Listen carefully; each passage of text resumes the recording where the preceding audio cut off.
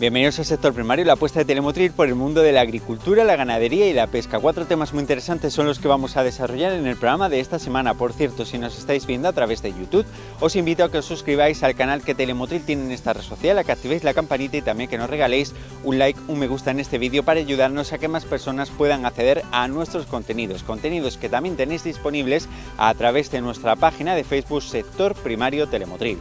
Entramos en materia y lo vamos a hacer hablando de cómo Embutidos El Candelón realiza de una forma totalmente artesana y casera las albóndigas.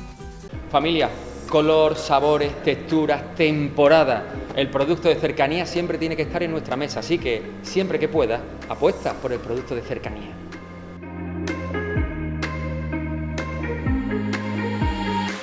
Pues mira, la albóndiga, que es un producto muy artesanal porque no lleva máquina ninguna,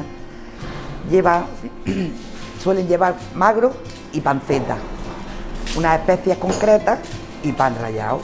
Luego se hace todo a mano, desde la bola a echarle el pan rallado y el empaquetado. No lleva, es totalmente artesanal. Son muy jugosas, muy ricas, es un producto muy estrella nuestro. Es decir, que solo hacéis albóndigas de cerdo ahora. Sí, ahora mismo sí. Está en proyecto hacer de pollo, pero todavía no hemos empezado. Todos los días no hacéis albóndigas, pero No. el día que hacéis albóndigas, ¿cuántas albóndigas podéis hacer? Pues hacemos 20 kilos, que pueden ser perfectamente unas 1.500 albóndigas, 1.600. Salen de unos 20 kilos. Y las albóndigas normalmente, bueno, a lo mejor tú esto no lo sabes, pero yo te lo pregunto, ¿normalmente van para supermercados y carnicería o también van para hostelería? No, para hostelería también mucho, incluso colegios, para comedor de colegios. También hacemos mucha cantidad. Y cuando vosotros hacéis la mezcla de la carne, del magro con la panceta, ¿eso después tiene que estar algún tiempo macerando para que se mezclen los sabores? ¿O no. hacéis la masa y ya Y rápidamente se elaboran y se empaquetan. ¿Cuánto tiempo habéis tardado hoy, por ejemplo, en hacer esos 20 kilos? Pues unos 35 minutos, así. Unos 35 minutos hemos tardado, dos personas. ¿Verdad que es bastante entretenido, no? Sí, sí, es muy entretenido, porque esto no tiene maquinaria, entonces es todo a mano.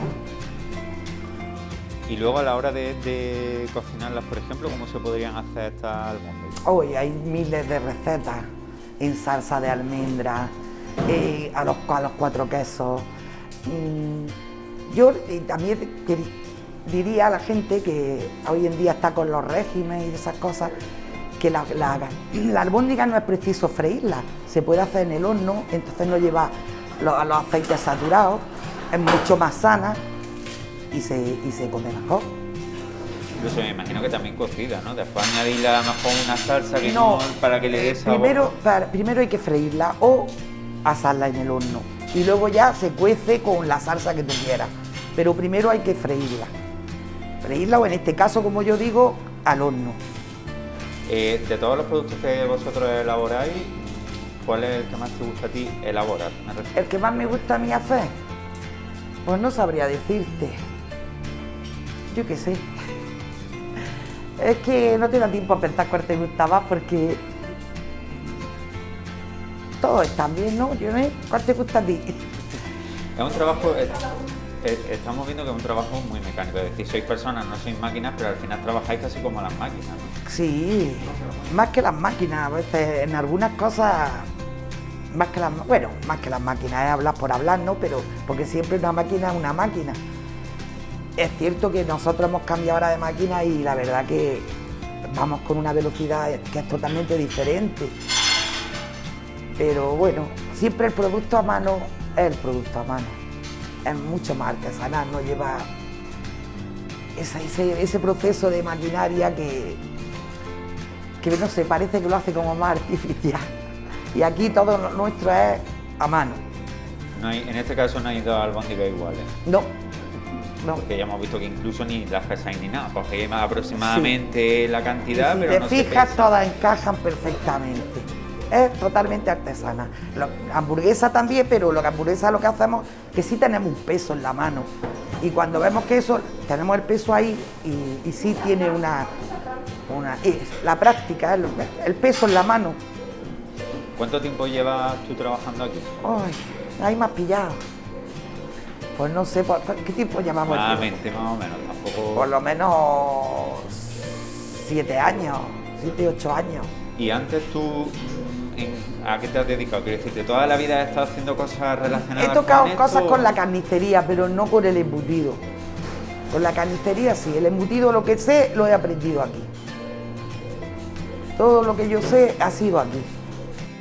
¿Y para ti es un trabajo gratificante? Sí, es duro porque son muchos kilos los que mueves, pero luego entra la cámara y la ves llena y te gusta. Y el olorcito, me imagino, ¿no? Aunque llevéis mascarilla, pero bueno, el olorcito traspasa la mascarilla, ¿no? Es duro porque, ya te digo, son muchos kilos al cabo del día que todos pasan por tus manos.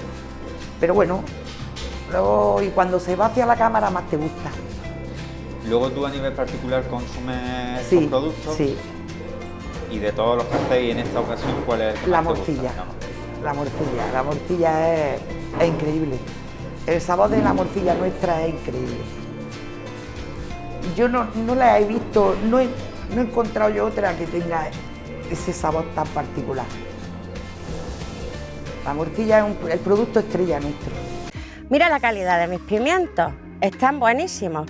Disfrútalo en una ensalada, parrillada o asado al horno. Compra producto español, consume productos de cercanía.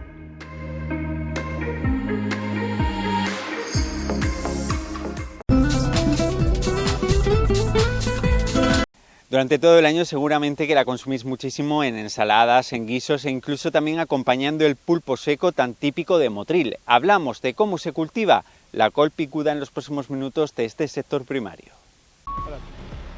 Manu, hoy nos encontramos en una plantación de coles. Háblanos de cómo realizáis vosotros el cultivo de este producto. Vale, para empezar a hablar del cultivo de la col, me remonto siempre al verano, como hacemos con todos los cultivos en la Huerta de España, es la preparación del terreno en verano. Solemos dar riego durante todo el verano para mantener una humedad de fondo adecuada. Hemos sembrado abono verde durante el verano, cuando ha alcanzado su punto óptimo lo hemos enterrado, lo hemos vuelto a regar, hemos dejado que se descomponga para que en los meses de septiembre ya esté todos esos nutrientes disponibles para la planta.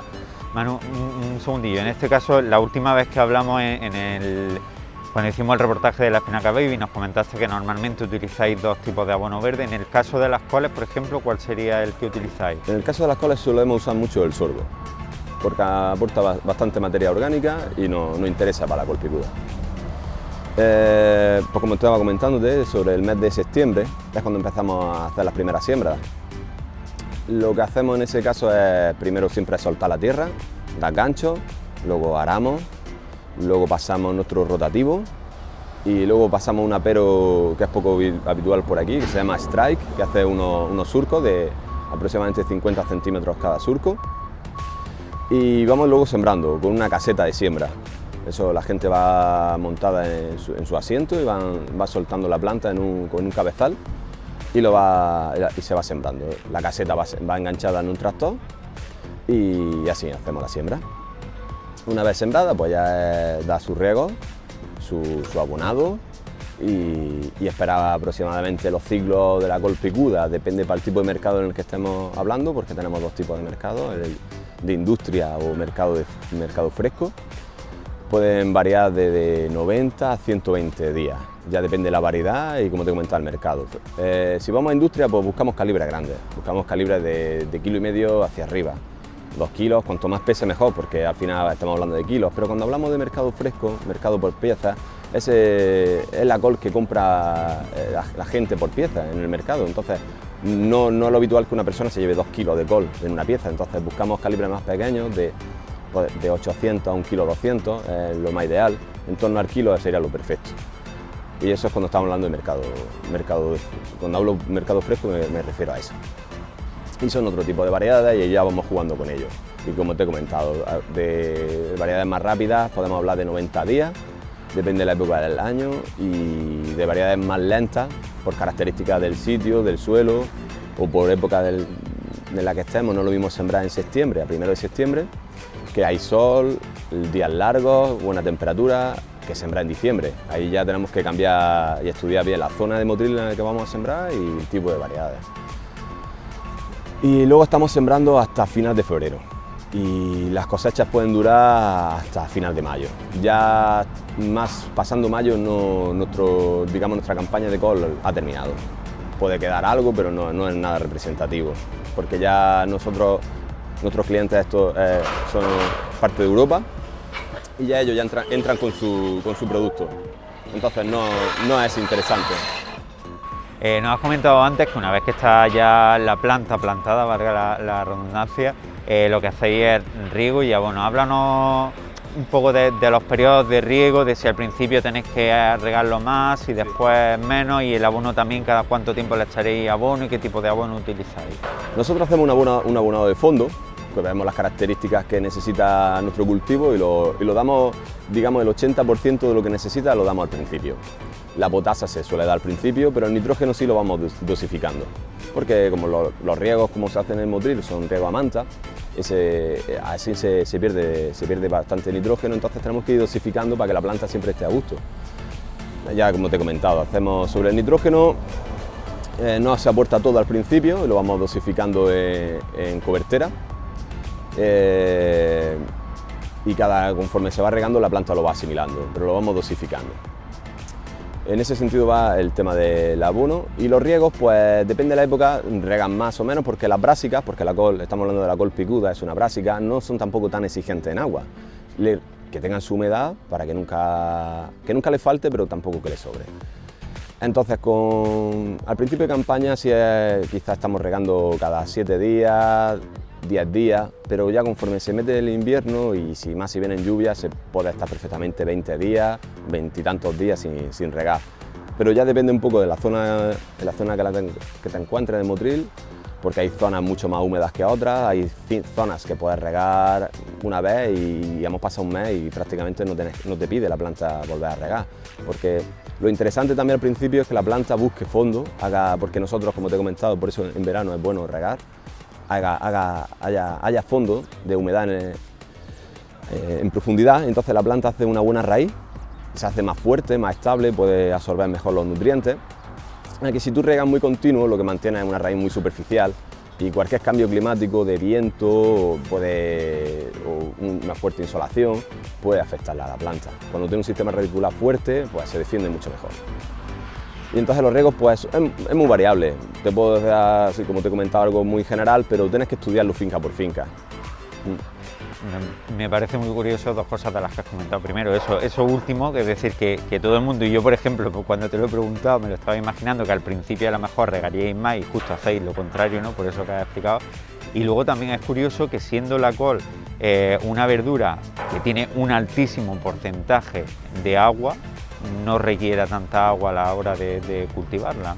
Sí, no es tan exigente, porque como tú dices, tiene un porcentaje elevado, pero cuando lo casta tampoco se lo libera tanto.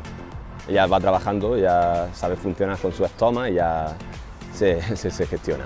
Pero ya te digo, es bueno no mucha demanda de agua, porque al final debilita la planta en el sistema de la raíz. Y además la vega de Motril, como se riega por surco a manta, un riego de esas características es un muy buen riego.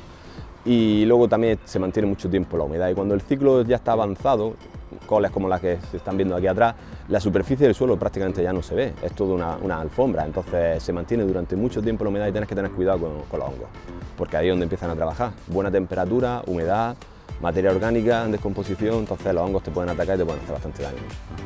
Por lo que nos estás comentando, es un cultivo, creo yo, bastante cómodo para vosotros, quiero decirte, porque bueno, quitando lo que acabas de comentar ahora mismo de los hongos, tampoco hay que estar muy pendiente de él, como a lo mejor ocurre con otros cultivos, ¿no? Si lo comparamos con otros cultivos, a lo mejor dicen no es tan complicado con otros cultivos, pero todo tiene su técnica, tiene su trabajo detrás, y bastante.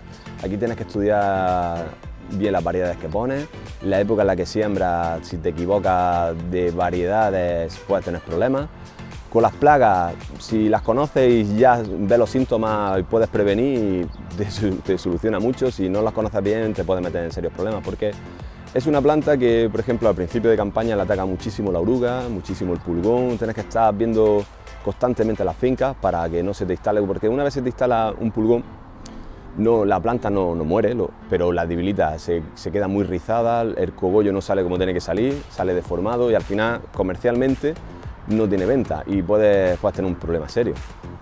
Y sobre todo hay plagas como la mosca de la col, que es un dolor de cabeza, porque no hay tratamientos muy eficaces para ese tipo de insectos, y sobre todo en los meses de ahora, de finales ahora en mayo, como el que estamos, está muy presente y para mí es la que más daño, el insecto que más daño nos hace. ¿Cualquier terreno sirve para plantar col? Bueno, sirve, pero depende a las características de col que vayas buscando. La col de verdad que se puede producir en mucha variedad de terrenos, tiene bastante amplia en ese sentido, porque no es tan exigente, pero ya depende de los rendimientos que quieras buscar. Si quieres sacar unos buenos rendimientos, te interesa sembrar en una finca buena. Un planteamiento que quizás se está haciendo, al igual que me lo estoy haciendo yo, se está haciendo mucha gente que nos esté viendo. Has comentado al principio, cuando nos hablaba un poco de dependiendo del fin último de la col, la dejáis más tiempo, la dejáis menos tiempo. Evidentemente a vosotros lo que os interesa es tener más kilos, porque eso supone mayor dinero el que recibís al vender más kilos, ¿no? ¿Compensáis? Es decir, quiero decir, de las colas que son más pequeñas se venden a un precio mayor que las que son más grandes, o el precio es el mismo. ¿Cómo compensáis eso? Pues, como tú dices, depende del mercado. No significa porque una col pese 2 kilos va a ganar más dinero que una que pese 1,5 kilos, porque a lo mejor la industria se paga peor que el mercado fresco. Van en líneas diferentes, entonces en un lado vas viendo kilos, pero en el otro vas viendo piezas, y entonces ya tú vas jugando con los mercados. Si te interesa vender piezas, vendes piezas porque las planificas así, y la parte de industria también, porque nosotros trabajamos los dos, tanto industria como mercado, para dividir. Y ya te digo, yo tengo por ejemplo variedades que si necesito las puedo dejar y llevar a industria. Por eso te digo que es importante conocer qué es lo que estás sembrando, pero tienes variedades que a lo mejor son de industria y no las puedes pasar a fresco, entonces tienes que tener una buena planificación para saber qué es lo que estás haciendo en cada momento, y sobre todo los marcos de plantación, las distancias y los ciclos, para saber qué volumen va a llegar de col. Sí, porque hay que recordar también que, aunque en los últimos cultivos no lo hemos hecho cuando hemos hablado de ellos, que vosotros prácticamente sembráis a demanda, porque prácticamente todo lo que sembráis lo tenéis ya vendido también. Sí, es la idea de la empresa, hace una planificación durante el verano, tenemos muchas conversaciones con los clientes, entonces tenemos que saber bien qué vamos a hacer para ir sobre un terreno seguro. Siempre hay márgenes, que no está todo zanjado al 100%, pero una buena planificación sí hacemos. Vamos a hablar del proceso de recolección, porque estamos viendo en el caso de esta finca que convertir la finca en una auténtica factoría. Bueno, la idea, lo que se intenta es hacer un circuito lo más cómodo posible para tanto los trabajadores como para la logística de la empresa. Cuanto menos tiempo se tarda en recolectar, mejor para el cultivo y para la gente, para todo. En la col picuda tenemos una cinta de cosecha, donde tenemos 4 trabajadores cortando y dos envasando. Llevan la plataforma en la que va conectada la cinta, lleva 2 jaulas, nosotros la llamamos jaula, hay gente que la llama box, donde se va envasando. Y depende el volumen de la col, pues pueden variar de 500 piezas, 600 piezas, 800 piezas, depende del tipo de volumen que tengamos en ese momento. Una vez está llena la col, se le pone su lote de identificación de la finca, se carga y se manda al almacén, se queda en cámara para enfriar y fuera, y sale al cliente el mismo día o al día siguiente, no más. ¿Y en esas mismas jaulas? Y en esas mismas jaulas, correcto. Sí, nosotros lo que trabajamos en campo no tenemos luego una manipulación posterior. Manu, y en un día, no sé si tendrás el cálculo, pero bueno, yo pregunto, ¿vale? en un día, ¿cuántos kilos de coles podéis coger? O en un día me refiero, en una jornada. Hoy, por ejemplo, que estáis aquí, hombre, Estamos viendo que esta finca no es muy grande, pero en esta mañana que estamos grabando, por ejemplo, esta finca se queda recolectada con este equipo de 6 personas. Sí, se puede quedar, ya como te he comentado. Depende un poco de la experiencia del equipo. Si cuando tiene un equipo bien enseñado, instruido, fácilmente esta finca se queda limpia. Cuando empiezas con un equipo más nuevo que tienes que enseñarle, lógicamente no va a llegar a ese ritmo, pero lo normal, esta finca se debería quedar lista perfectamente a mediodía. Y luego, a la hora de la venta, la mayoría, me imagino que como en casi todos vuestros cultivos, la mayoría se va al extranjero, venta internacional, ¿no? Háblanos un poco de los porcentajes, o en este caso no se vende nada nacional, háblanos un poco de eso. Pues en el caso de la huerta, en este momento toda la col picuda va fuera, va al extranjero. No tenemos nada nacional, que sería interesante, pero en este momento nuestros clientes, con la demanda que tenemos y nuestras planificaciones, solo podemos en este momento hacer la parte de que fuera, pero estaríamos encantados en poder hacer algo nacional. Lo hacemos con otros cultivos y con la col, cuando se nos abra la oportunidad, también me gustaría hacerlo, claro. ¿Y a qué países se va, más concretamente? Concretamente nosotros prácticamente todo es Holanda. Y ya nuestros clientes desde Holanda distribuyen a otras partes de Europa, pero digamos el centro logístico, ¿no?, de nuestros clientes es Holanda. Hay que comentar un poco para la gente que nos esté viendo que aunque nos parece que la col es un cultivo muy nuestro, en Europa, en otros países de Europa se consume, pero que muchísimo, sobre todo en invierno y para acompañamiento con carne y tal, y también tienen bastante guiso, es decir, que es un cultivo que aunque nos parezca muy nacional, pero que tiene muchísima salida a nivel internacional. Sí, como tú dices, a nivel europeo se consume muchísimo, no puedo aportar más, es lo que has dicho exactamente. ¿Y alguna particularidad o alguna curiosidad que habría que saber sobre el cultivo de la col? O, quiero decirte, ¿es un cultivo bastante mecánico como lo que tú nos has contado? ¿O luego dentro de ese proceso mecánico tiene alguna particularidad? Bien, pues creo que es un cultivo, digamos, se puede catalogar como fácil, pero que ya te he comentado, fácil no hay nada, pero cuando ya tienes la experiencia es de los que menos a lo mejor dolor de cabeza te puede dar, pero luego mecánicamente también se puede mecanizar, como estáis viendo, y se puede hacer bastante más cómodo el trabajo. El producto sufre menos porque no tiene que pasar por el suelo, por caja, directamente el trabajador lo corta, lo pone en la cinta y se envasa y al almacén. Entonces las características se mantienen bastante bien. No se deshidrata, no sufre, porque por experiencia sabemos que el sol, una vez lo cosechas, si tiene un impacto fuerte sobre la col, la daña. No lo ves, en ese momento tú no lo ves, porque es como una quemadura. Cuando tú vas a la playa, te quitas la camisa de todo el invierno, te quemas. Aquí la col está protegida por las hojas exteriores, cuando se cosecha se le quita y se queda, digamos, esa parte que ha estado siempre en sombra directamente con el sol, y entonces tienes que tener mucho cuidado con el sol, porque ahí sí puedes tener daño, bastantes daños de quemadura de sol, que lo ves a los 2 o 3 días, como la hoja se pone blanca, empieza a ennegrecerse muy rápido, y comercialmente pues tiene un problema.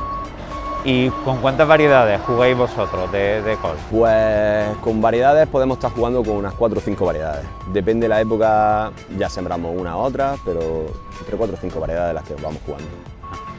Y en una misma campaña, ¿cuántas veces os da tiempo a sembrar? ¿2 veces o incluso podéis llegar a una tercera? El ciclo de rotación que tenemos nosotros, pues aproximadamente, como empezamos desde septiembre a final de febrero, cuando empiezas a sembrar esas primeras fincas que siembras, puedes sembrarlas, ese terreno pues se puede sembrar hasta 2 veces. Ya las que sembramos a lo mejor en enero, febrero, no llegamos a tener 2 ciclos, porque ya estaríamos casi a final de mayo y ya el mercado para nosotros terminaría ahí. Entonces, tener un ciclo de rotación, si hace un promedio de 1, pues de 1,5 aproximadamente. Manu, y ya para finalizar, ¿de qué volumen de col de este producto estamos hablando? ¿Con qué volumen trabajáis en cuanto a kilos? Nosotros, pues mira, como te he comentado, aproximadamente ponemos unas 40 hectáreas aquí en Motril. Y el volumen que por hectárea pues depende tanto, como te he comentado varias veces, si es industria o fresco, porque en una cosa podemos estar hablando de kilos y en otra de piezas. De una hectárea pueden salir, te hago los promedios, pues pueden salir de 45 a 55.000 kilos, cuando hablamos de industria. Y cuando hablamos de mercado fresco, pues podemos estar hablando de unas 35.000 piezas por hectárea, aproximadamente.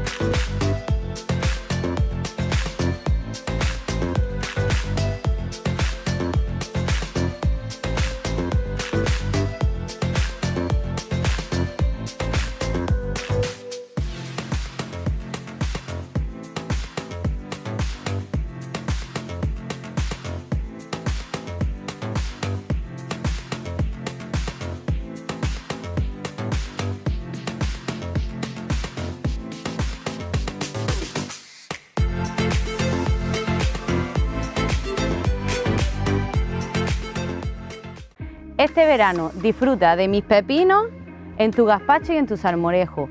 Consume producto español, consume productos de cercanía.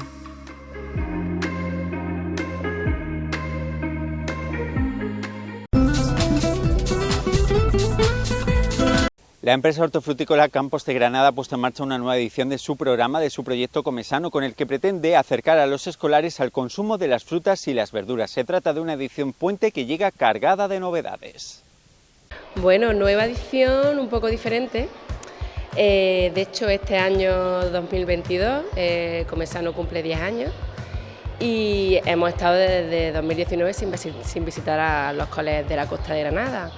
El proyecto Comesano de Campos de Granada comenzó en 2012 y bueno, comenzó con la intención, unido al premio en su entonces Fulgencio Spa, actualmente premio Campos de Granada, a unir las dos variables que garantizan una vida saludable, es decir, el deporte con la nutrición. Aparte, nosotros somos una empresa hortofrutícola, ya con muchos años en la costa, y trabajamos con magníficos agricultores que producen unas hortalizas de máxima calidad, es decir, vendemos salud. Y bueno, entonces pues como, digamos, ofertante de salud, pues debíamos de extender este proyecto por los centros escolares. Una edición un poco especial, ¿por qué? Bueno, sí, este año ha sido una edición especial, no ha sido el programa Comesano como suele hacerse, que nosotros al comienzo del curso en septiembre pues le enviamos una carta a todos los centros escolares para que se integren en el programa Comesano. Además, esos centros escolares también son invitados para participar en el premio Campos de Granada, entonces van uniendo las dos actividades. Y este año eso ha sido un año especial porque, bueno, por la confianza que tenemos también con este centro, con el Virgen de la Cabeza y con el Colegio Río Ebro, pues para ir cargando un poco las pilas hemos hecho una primera toma de contacto después de estos 3 años sin actividades, y este año ya, en septiembre de 2022, pues volveremos a enviar esas cartas a todos los centros escolares, desde Salobreña hasta prácticamente Adra, o sea, hasta la frontera con Almería, para volver al programa Comesano como tal. En este tiempo que habéis estado sin hacer el programa, ¿os ha dado tiempo para introducir algunas innovaciones o el programa es similar a lo que conocemos? Hombre, el programa al final es igual a como empezamos. Bueno, cuando empezamos, sobre todo para que nos conocieran, primamos la cantidad antes de la calidad. Es decir, queremos visitar el mayor centro, o sea, el mayor número de centros posible, y hacemos grupos muy grandes. A los 2 años cambiamos la metodología y entonces empezamos a ir a menos centros, pero grupos más pequeños, para que la información impactara más en los niños y las niñas. Entonces, en esta última edición ya también intentamos, aparte de hablar de la nutrición en sí, de intentar transmitir lo importante que es la agricultura en la costa tropical. y la labor tan importante que hacen los agricultores y las agricultoras de la costa tropical y del tejido económico e industrial que significa para la comarca. Sobre todo que los chicos entiendan que de dónde vienen las hortalizas que consumen y también que, oye, que también es una salida importante, es un trabajo importante en la costa. Seguro que muchos, sus tíos, sus padres, sus abuelos son agricultores y queremos ensalzar también lo que significa las figuras del labrador, el agricultor en la costa tropical. Paula, me imagino que estos 10 años habrán dado lugar para que sobre todo los equipos directivos de los centros educativos hayan comentado, oye, realmente el programa está funcionando porque estamos viendo que los niños, nos dicen los padres, que poco a poco se van acercando más a la fruta y a la verdura. Sí, de hecho alguna vez nos han hecho una broma en plan de que estamos adoctrinando a los niños en el consumo de hortalizas. Y sí, hombre, quizás, aunque también os digo una cosa, cuando hacemos las visitas a los centros, y en este caso mi compañera que es Lidia Ojeda, da la charla, alucinamos con lo que ya saben los niños. O sea, de hecho los niños ya saben más que sus padres en este caso, o sea, han afianzado una cultura nutricional importante, aunque luego en la práctica pues sigamos viendo que hay problemas a la hora de implementar esos hábitos, que al final es lo que estamos intentando promover, un hábito, o sea, para que lo integren en su día a día como una cosa habitual. Pero sí, de hecho hay muchos profesores que nos han dicho, madre mía, si los padres vienen a este niño a comerse un tomate cherry o un pepino, se van a poner a llorar de la alegría, porque en su casa es imposible. Crea ese momento de catarsis entre todos los niños que ven que su compañero se está comiendo el tomatito cherry y dicen, oye, pues yo también me lo voy a comer. O sea, se crea como una fiestecilla y eso también hace que muchos niños, pues la primera vez que hayan probado una verdurita, pues sea en el programa Come Sano, y eso ya es, o sea, con que un niño ya se acerque al consumo de hortalizas y eso ya es un éxito en todos estos años. De cara a la próxima edición, los centros educativos que pudieran estar interesados, ¿qué es lo que tienen que hacer? Pues mira, nosotros, al igual que enviamos también una carta en donde invitamos a todos los centros y a todos los alumnos de esos centros que participen en el Premio Campos de Granada, también enviamos una carta para que esos centros participen en el programa Come Sano. También os digo, al igual que todos los años participan todos los centros en el premio, por temas de organización y disponibilidad, no todos los centros pueden participar en Come Sano, pero intentamos que sí, el año siguiente los centros que no participen al año siguiente. Sí, que no se preocupen, que le enviaremos una carta a todos y bueno, y ya nos conocen, muchos tienen ya mi teléfono y con que me llamen y me digan, mira, es que este año tenemos especial interés en participar, pues ya está, que me llamen y nos ponemos en contacto con el centro. En cualquier época del año disfruta de mi aguacate, en ensalada, solo, en guacamole o incluso prepárate una mousse de chocolate. Consume producto nacional, consume producto de cercanía.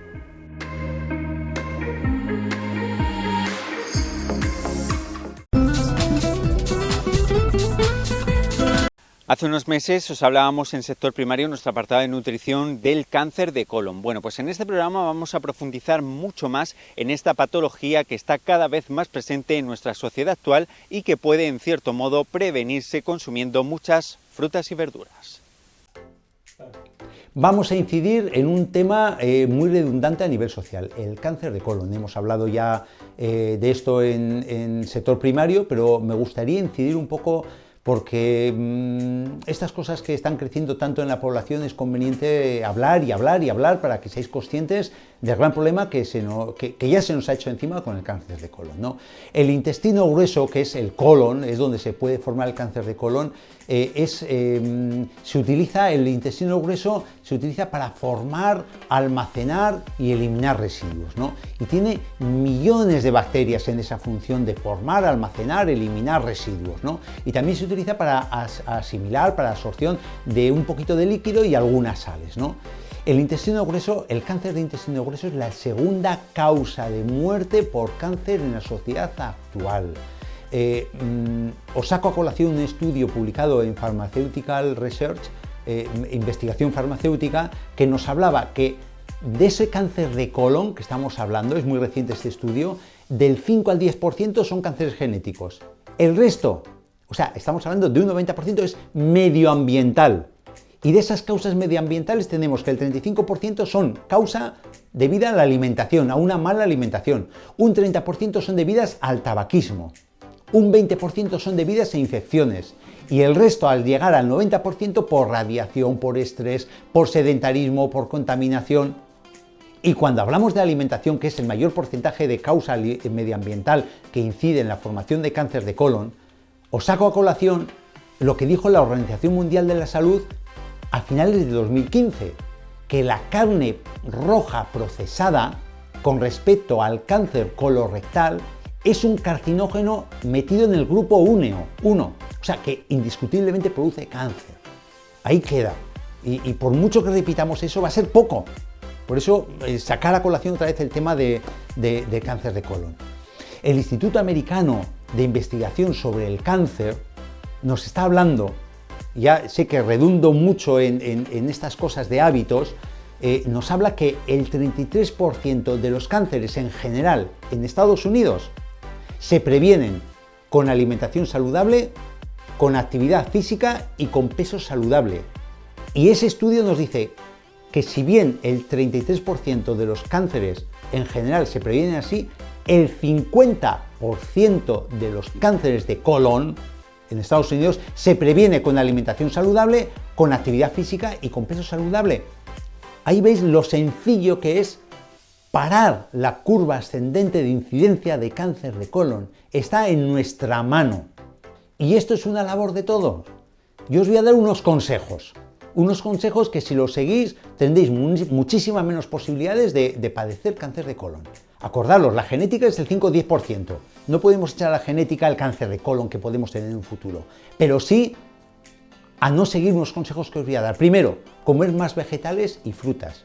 Los vegetales y las frutas son ricos en antioxidantes y fitoquímicos. ¿Cómo actúan? Pues como actúa el magnesio.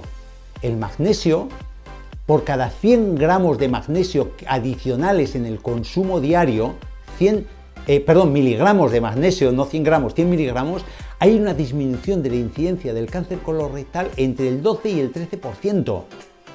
¿Por qué? Entre otras cosas porque disminuye la resistencia a la insulina, con lo cual también tendremos menos diabetes. Ya sabéis que la insulina en sangre, cuando hay una diabetes tipo 2, que hay una resistencia alta a la insulina provoca, entre otras cosas, que las células de cáncer se desarrollen más rápidamente. Los fitoquímicos, que son los químicos naturales que tienen las frutas y las verduras, pues disminuyen la inflamación, ayudan a eliminar sustancias tóxicas, ayudan a que nuestro cuerpo se deshaga de células viejas, mantiene en orden nuestro ADN como antioxidantes que son. El aporte de fibra de estos alimentos, pues siempre se ha dicho que a mayor consumo de vegetales menor incidencia de cáncer, porque a tener un ritmo intestinal con una deposición de 1 o 2 veces al día disminuye enormemente la incidencia de cáncer, o a tener un atasco que vayas a hacer deposiciones cada 4 días. Los sulforafanos de las crucíferas es un auténtico anticancerígeno estudiado, muchas veces publicado, etcétera, etcétera, etcétera. En segundo lugar, el aporte de fibra. Por cada 10 gramos que tomemos de fibra diariamente, disminuye en 10% la probabilidad de tener cáncer colorectal. Fijaros qué sencillo es disminuir la incidencia de cáncer. 10 gramos de fibra. Ciruelas secas dentro de la fibra es la reina del aporte de fibra. ¿Por qué? Porque no solo tiene las ciruelas secas fibra, sino que también tiene polifenoles, que aumentan el crecimiento de la microbiota, y eso está muy relacionado con evitar el cáncer de colon, el tener una microbiota correcta y equilibrada. Y si no tenemos fibra en la alimentación, pues oye, plantearos el hacer un aporte extra de complementos de fibra. La cuestión es tener un aporte adecuado de fibra que nos haga ir regularmente a hacer deposiciones. Ya sabéis que la fibra por antonomasia en aporte que tenemos en la península ibérica es la fibra de algarroba, la mejor, de las mejores fibras con mayor incidencia en antioxidantes. La vitamina D, que la tenemos muy descuidada y estamos viendo en las analíticas que hay una carencia casi endémica en nuestra zona de vitamina D. A mayor cantidad de vitamina D, menor incidencia de cáncer colorectal. ¿Por qué? Porque la vitamina D estimula el sistema inmunitario y cuanto mejor tengamos el sistema inmunitario, menor incidencia de cáncer colorectal, porque va a limpiar todas las células que pueden estar degeneradas o envejecidas o que estén ya mutadas en forma de cáncer, ¿no?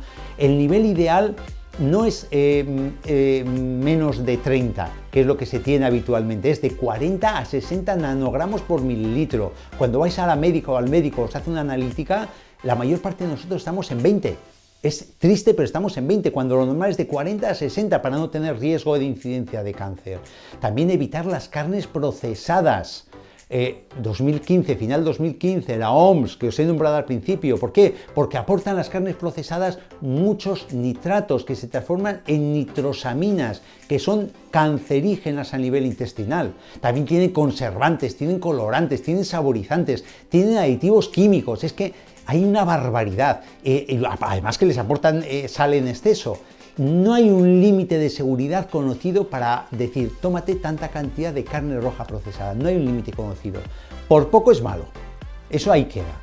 Carnes rojas, a mayor consumo de carnes rojas, podemos aumentar hasta un 24% el riesgo de cáncer colorectal. O sea, yo ya no me estoy refiriendo a lo que dijo el ministro de consumo, estoy hablando de datos científicos, datos reales, datos que salen de los estudios.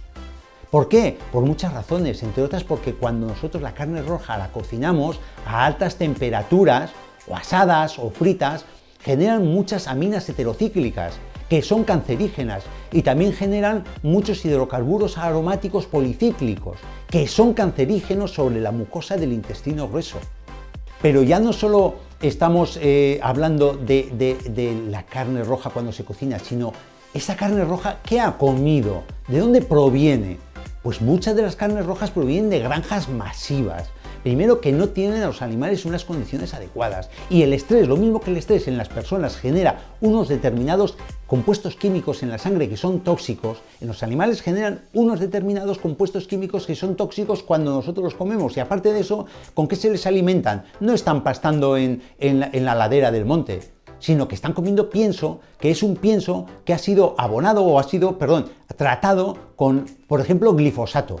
Es el famoso Roundup de Estados Unidos, que está prohibido en muchos países, pero aquí aún no está prohibido. Entonces, esos glifosatos generan, cuando nosotros lo tomamos a través de la carne, generan alteraciones en la microbiota y aparte que son cancerígenos. Solo el glifosato produce cáncer. Eso está más que demostrado, más que estudiado, más que archisabido, ¿no? Otra cosa es que haya intereses comerciales que nos impidan hablar de esto a mandíbula batiente, ¿no? Luego, tened en cuenta que cuando hablamos de carne roja estamos hablando de carne estabulada. Nada tiene que ver los animales de pasto que se crían en las laderas de los montes y cuando nosotros la cocinamos poco, no cocinamos masivamente a unas temperaturas muy altas. Fijaros el hábito que tienen los vascos de la carne vuelta a vuelta. Tiene su sentido, eso es ancestral. Es una carne de calidad, la que se cría en los montes vascos, y encima se la comen vuelta a vuelta. Es una carne muy sana esa carne. Esa es carne roja, pero no es la carne roja de la que yo hablo. Luego el ejercicio, en sexto lugar, importante, tenemos que tener vida activa. Genéticamente estamos determinados a tener una actividad constante. Tenemos una genética neolítica, cuando íbamos detrás de los bichos y cuando no había agricultura. Una actividad regular en una persona disminuye la incidencia de cáncer colorectal de un 30 a un 40% según nos indican los estudios retrospectivos y estadísticos. Frente a los sedentarios, ¿qué tenemos los que hacemos actividad física? Disminuye el nivel de insulina en sangre. Que hemos dicho que la insulina, entre otras cosas, puede aumentar el desarrollo de las células cancerígenas que constantemente estamos produciendo todos. Estimula la apoptosis, que ese término significa cuando tenemos una célula cancerígena suele ser eterna, no tiende a morirse como el resto de las células normales. Entonces, la actividad del deporte estimula que esa célula se autosuicide. estimula la apoptosis. Además, mejora, la actividad física mejora la circulación de todas las células inmunitarias en todo el cuerpo, con lo cual va a tener más disponibilidad en todas las partes del cuerpo de un aporte de células inmunitarias que vayan detectando las células de cáncer que pueden estar desarrollando de forma constante, además en nuestro organismo, y más en el colon, ¿no? Luego, en séptimo lugar, la importancia del peso saludable, la grasa abdominal. Hay un estudio del 2014 hecho en Inglaterra sobre 5 millones de personas mayores de 16 años que tenían 11 libras de peso adicionales, que eso viene a ser como 5 kilos de más. Entonces, había un mayor riesgo de muerte por 10 tipos de cánceres diferentes. O sea que estamos hablando de un estudio de mucha envergadura, de un largo seguimiento. Y pequeñas pérdidas de peso nos comporta importantes beneficios de salud. Y tened en cuenta que a mayor cantidad de grasa abdominal, mayor riesgo de cáncer colorectal. En octavo lugar, tabaco y alcohol. El alcohol limitarlo, el tabaco eliminarlo, anatematizarlo. Ya sé que es difícil. Yo he tenido pacientes que tienen cáncer de páncreas y que siguen fumando a escondidas, pero bueno, pero alcohol y limitar y el tabaco anatematizarlo, eliminarlo. Y la importancia del ajo. El ajo es uno de las mayores perlas de vitalidad que tenemos en la naturaleza. El ajo, hay estudios que nos hablan del ajo junto a frutas y verduras disminuyen un 35% el cáncer colorectal. Y si no queréis el ajo porque echa mal aliento, ajo negro. El ajo negro también tiene principios activos que nos protegen del cáncer colorectal. Es importante, dentro de estos consejos, que también tengamos, la persona que igual tiene una incidencia familiar de cáncer, tiene que hacerse sus colonoscopias.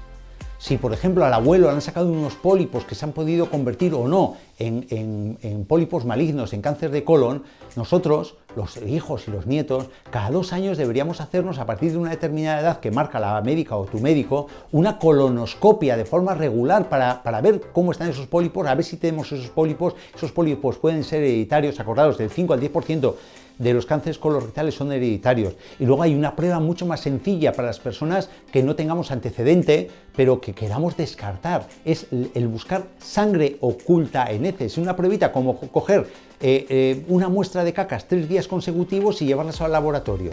Entonces ahí se ve si hay sangre oculta, se refiere oculta porque no se ve a simple vista, o no hay sangre oculta. Si hay sangre oculta, pues igual tenemos que hacer una colonoscopia, a ver de dónde viene esa sangre oculta, porque muchas veces esa sangre oculta suele ser el comienzo de la aparición de un pólipo o de un cáncer ya pequeño establecido, que si lo cogemos a tiempo no lleva ningún problema, pero como lo dejemos, como la zona abdominal es muy grande, se desarrolla y cuando nos queremos dar cuenta que nos molesta físicamente es tan grande que ya no lo podemos quitar.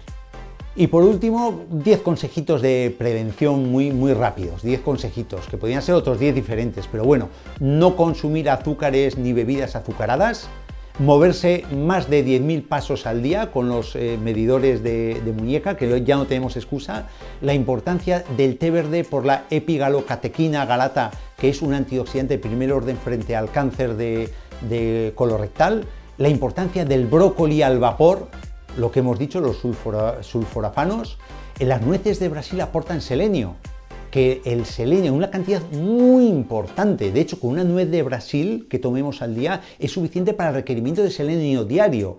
Los estudios nos hablan de que el selenio es un preventivo de cáncer de próstata, de pulmón y de colon. Las alcachofas, meterlas dentro de la alimentación, ahora hay alcachofas. La silimarina es un preventivo de cáncer de colon. Una exposición solar comedida, controlada, nos aumenta la vitamina D en nuestro cuerpo, que es un preventivo de cáncer de colon.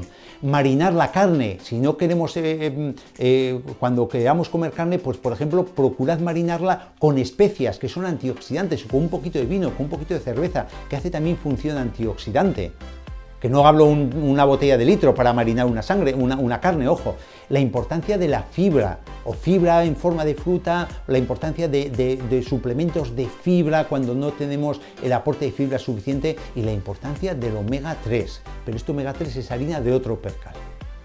Disfruta de mis pimientos en tus comidas, en cualquier época del año. Son de máxima calidad y garantía. Consume producto nacional, consume producto de cercanía.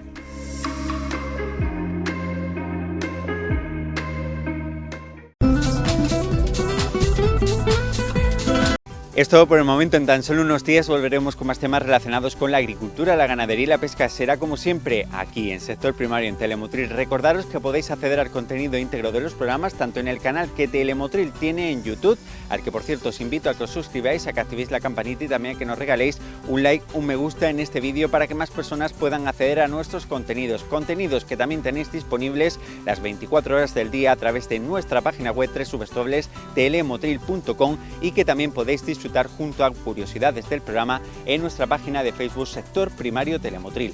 Lo único que me queda, como siempre, es desearos que sigáis siendo muy felices y sobre todo que no os olvidéis de seguir sembrando muchísimo optimismo.